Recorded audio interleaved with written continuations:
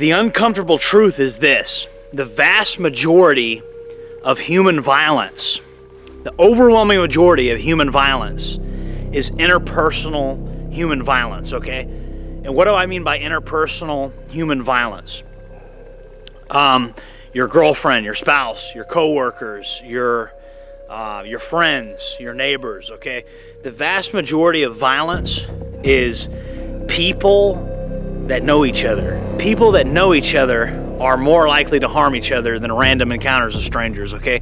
An armed robbery is very, very, very, very statistically rare compared to a domestic violence situation, okay? You have way more of a chance to have a mentally ill family member attack you than for you to be involved in an armed robbery, to where, even you perpetrating an armed robbery or being the victim of an armed robbery, you're statistically more likely to be the victim or perpetrator of domestic violence than to be the victim or perpetrator of armed robbery, okay? So I know a lot of airtime. The armed robbery thing gets a shit ton of airtime on YouTube, okay? It gets a bunch of airtime. But the cold hard reality is armed robbery is not statistically likely to happen to you, okay? What is statistically likely to happen to the people that watch my videos is you're going to date a crazy girl with schizophrenia, like I did a month ago, okay? And dating a girl that's cuckoo for Cocoa Puffs, is a very statistically likely thing, that you're going to date a girl that's cuckoo for Cocoa Puffs. And even if she's not cuckoo for Cocoa Puffs, her family may be cuckoo for Cocoa Puffs, right? Crazy people are everywhere. Mental health is in sort of a crisis state in America. People, you have more crazy, mentally deranged people than ever. And the cold hard truth nobody wants to talk about is those mentally deranged people could very easily be family members. People actually hurt the people that are closest to them. You know what I mean? So I've had a lot of people make fun of the less lethal stuff and the pepper ball stuff. But what do you do when your wife has a crazy brother that's convinced that you work for the CIA or something? What do you do in a situation like that where, your wife's brother, your brother-in-law is breaking in your house at 2 a.m., and it's your brother-in-law? Do you shoot him with a real gun and the kids got to know that you killed the uncle? And, do you want your kids to know that you killed their uncle? I mean, that's, or would you rather just shoot them with this thing? So less lethal makes a lot of sense against the backdrop, and I'm not saying that you can't carry a real firearm, okay? What I am saying is, statistically, you're going to have violence that is interpersonal on some level. It's probably going to be a neighbor, it's probably going to be a coworker or a girlfriend or her crazy brother, your crazy brother-in-law, somebody like that, or your girlfriend's dad, whatever, okay? There's mentally ill people all over the place, all right? There's people that actually, it's not hard to find basically schizophrenic people that have built conspiracy theories in their brain that somebody is out to get them, and I've talked to several people, even just people that email me, okay? There's people that email me that are just convinced that somebody's out to get them that I don't think is out to get them, just based on the preliminary information they gave me. It's like, I don't think this guy, you know what I mean? I've had people confide in me about a lot of things, and they're like, yeah, man,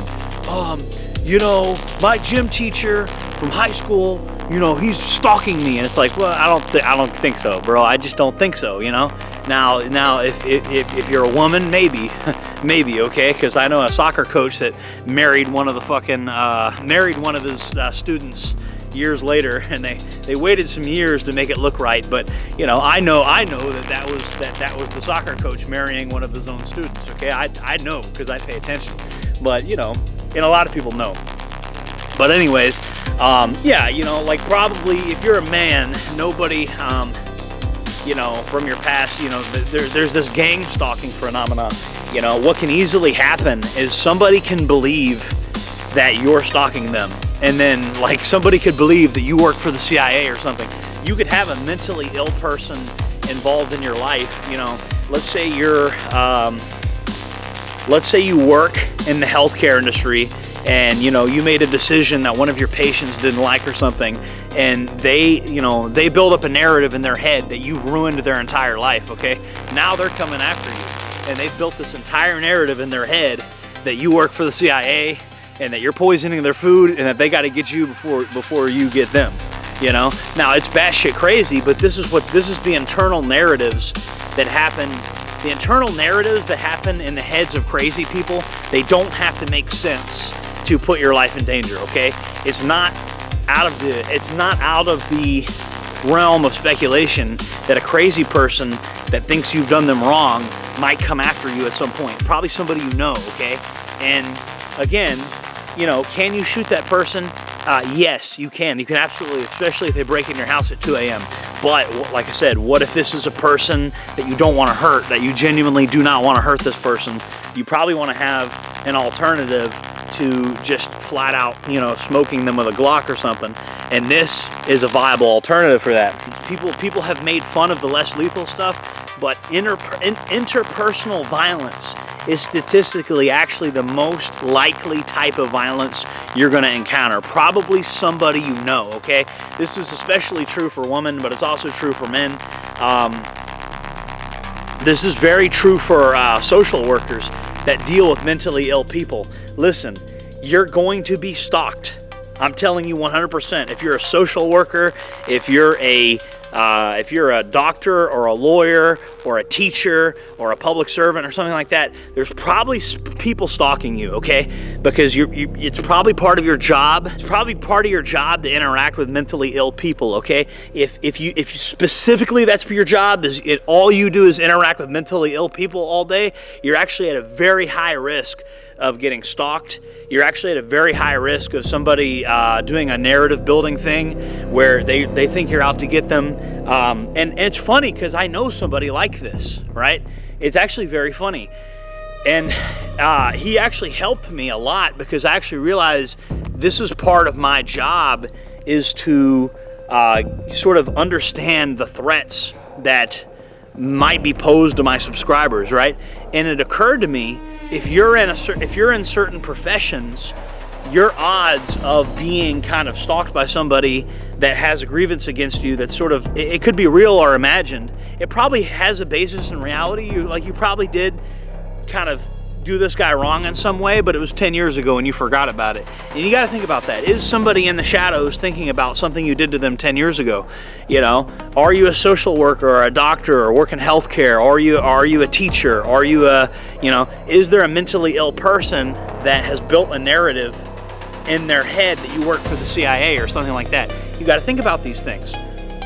And is this person going to come get you at some point? There was this guy that, bullied some kid in high school, and the guy waited like 50 years to go kill him. This is this internal narrative building thing, right? People build narratives in their head that the reason my life sucks is because of this guy.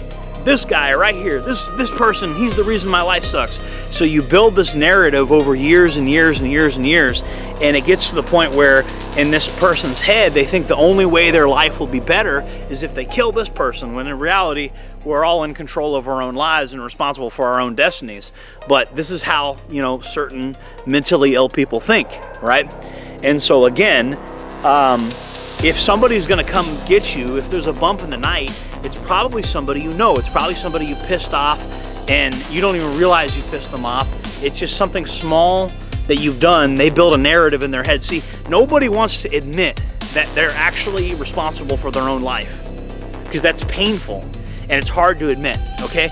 Everybody wants to blame other people for their problems. Everybody wants to say, because it's easier, okay? It really is mentally the path of least resistance. Nobody wants to tell themselves, nobody wants to look in the mirror and say, I'm the problem. I'm not learning new skills and bettering myself. I'm not enhancing, I'm not growing and maturing as a man. I'm not, everybody wants to blame other people. And so if you're already kind of mentally ill, it's very easy to start doing the narrative building thing. And I don't think my audience does that for the most part. Make sure that you're not doing that. You know, if you're doing that, fucking stop it, okay? You're responsible for your own fucking life, okay? It's not your fucking teacher from fucking 11th grade or something that's holding you back, okay? Especially, I'm just being honest, like get that shit out of your head, all right? And I've talked to several people that have issues like that where they're still mentally stuck in high school. It's not, there's several people that I know that are going through that, and I'm trying to get them off that shit.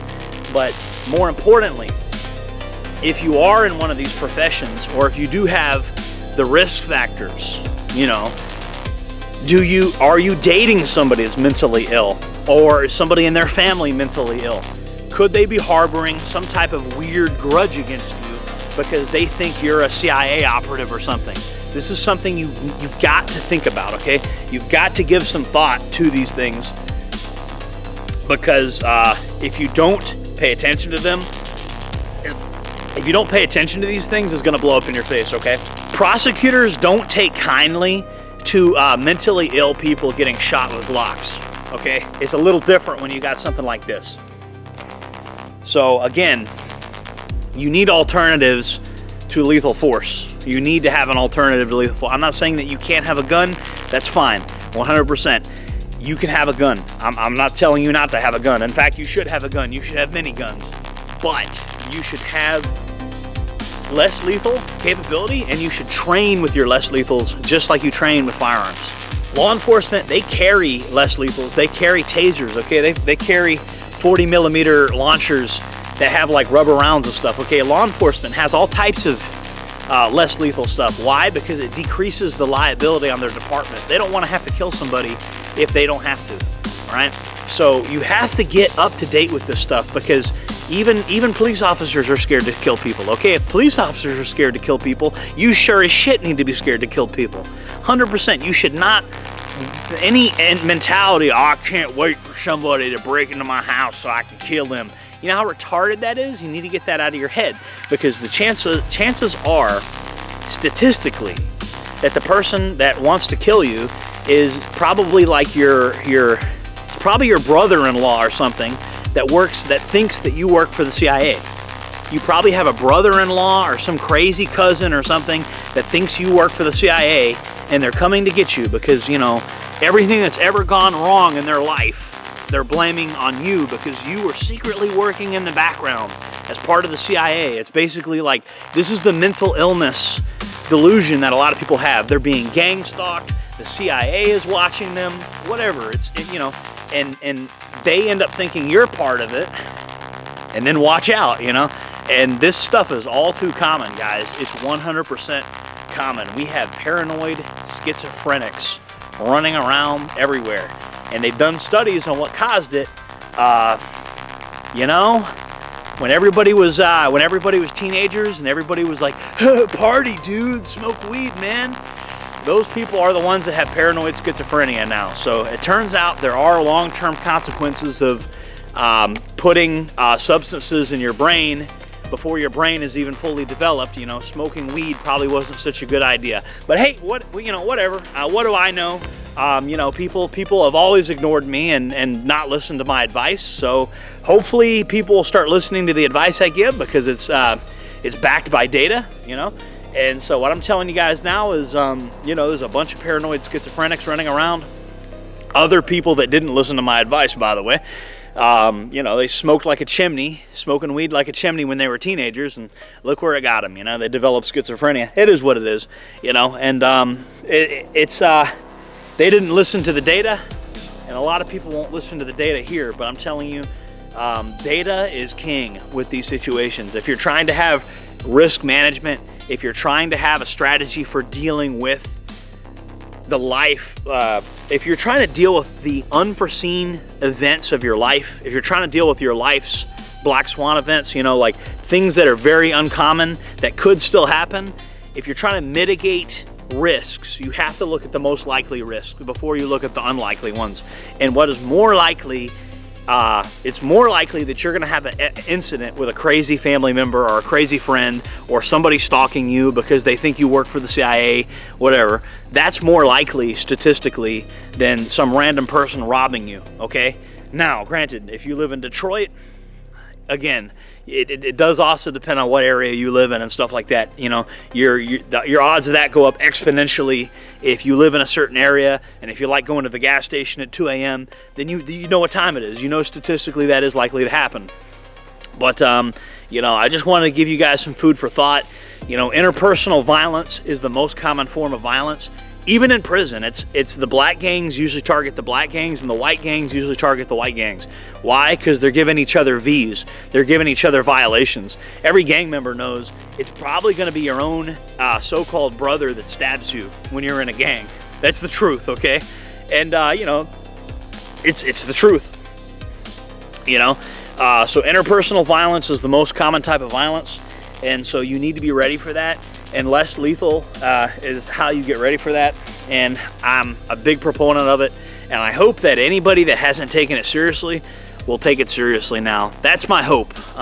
Guys, if you like the video, make sure to like, comment, subscribe, hit the bell icon and all that stuff. By the way, can I sell merch without people calling me a grifter? I mean, I don't put a gun to your head and make you buy merch, but I mean, you know, I'm filming this on 2 cameras right now, and I edit this on a $2,000 computer. There's some operational expenses to running this place, so can I please sell merchandise without being called a grifter? Is that okay? You know, I know people want to say that I'm a grifter if I dare to sell anything. You know. By the way, this video is sponsored by Ground News, Incogni, and Wells Fargo, and World of Warships. You notice I don't do stuff like that, right? I'm just being honest. Like, I don't get on this camera, I talk about Incogni and World of Warships and Ground News, and I don't do all that shit. But God forbid if I sell some t-shirts and some camouflage products, some people will get mad, call me a grifter. Turn down all the sponsor people. I don't have annoying sponsors in these videos. So, you know, support the channel. You know, if you can, buy some merch. You know, just check it out, just look at it. I don't care if you buy anything or not, but I think I have the right to sell it, don't I? But anyways, that's a little side gripe I just wanted to get out there. Guys, if you like the video, make sure to like, comment, subscribe as always, and do check out the merch. Jordan Jareb signing off. See you guys in the next one.